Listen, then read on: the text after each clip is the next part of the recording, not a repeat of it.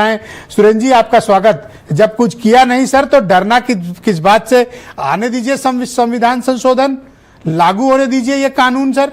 क्या परेशानी है आपको? अगर भ्रष्टाचारियों के खिलाफ कार्रवाई हो तो कांग्रेस पार्टी को क्या तकलीफ है सर? ब्रजेश भाई, आज सबसे पहले तो मैं समीर सिंह जी की मुक्त कंठ एक लाइन के लिए प्रशंसा करना चाहता हूं। आज देखिए कैसे गिरगिट की तरीके से रंग बदलते हैं।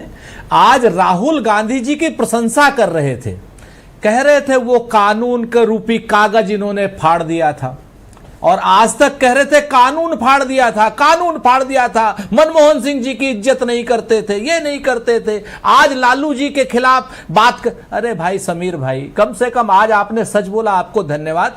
उम्मीद करता हूं कि आपके बड़े नेता भी ऐसे ही सच बोलेंगे। खैर, ये तो बात हो गई आपकी तारीफ की। अब आप आ जाइए इस कानून पर।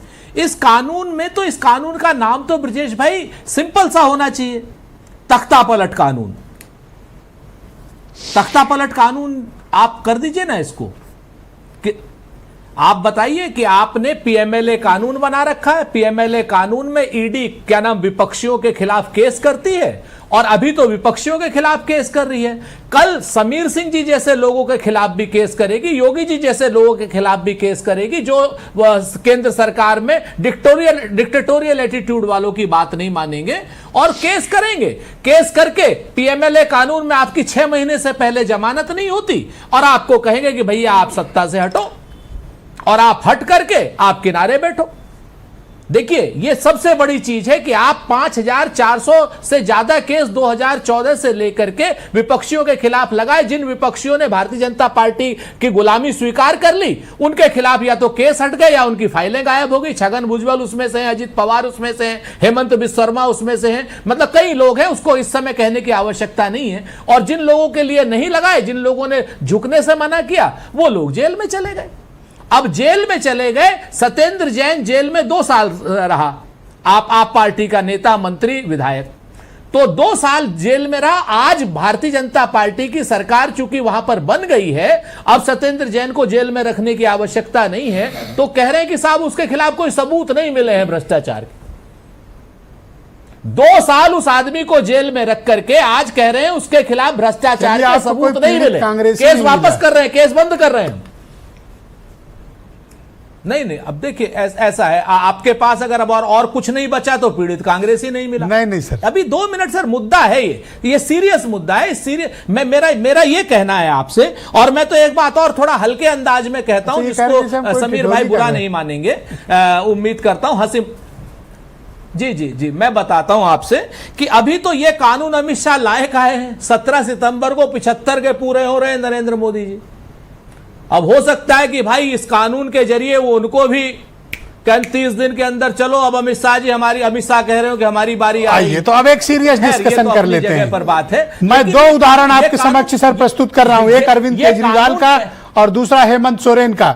दोनों के पास बहुमत था। हेमंत सोरेन ने ये इस्तीफा मारा, लौट के आए सर, बहुमत उनके पास था, फिर मुख्यमंत्री। सर क्या दिक्कत है? आपको भेजिए जेल, लौटिए, फिर मुख्यमंत्री बनिए सर।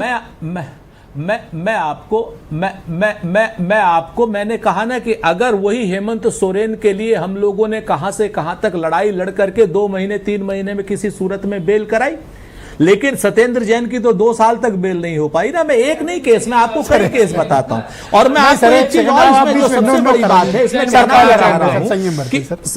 जी बोलिए सुरेंद्र जी। ठीक है ना।